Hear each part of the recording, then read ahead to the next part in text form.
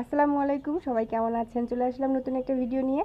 তো মেয়েকে সকালে স্কুলে রেখে বাজারে চলে আসলাম। বাজারে চলে এসে লাউ নিচ্ছি। এটা দেশি লাউ। লাউটা নিয়েছে 40 টাকা। কথায় আছে, সাধের লাউ বানাইলো মোরে বৈরাগী। তো লাউ কেনা শেষ হয়ে গেল।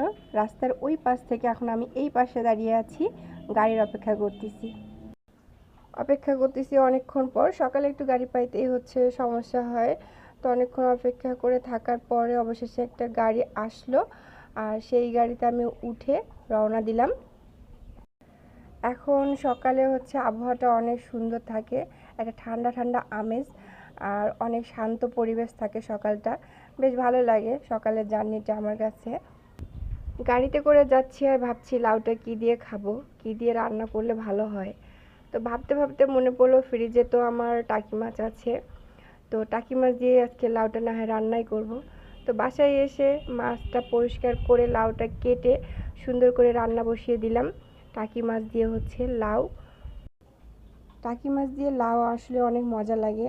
আর যদি হয় লাউটা দেশি লাউ, তাহলে তো কোনো কথাই নেই। তো মাছটা কষা নেওয়ার পরে আমি লাউটা দিয়ে দিচ্ছি।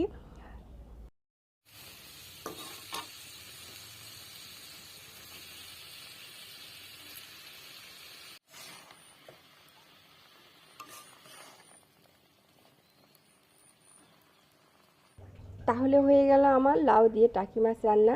আজকের মতো বিদায়। আল্লাহ হাফেজ।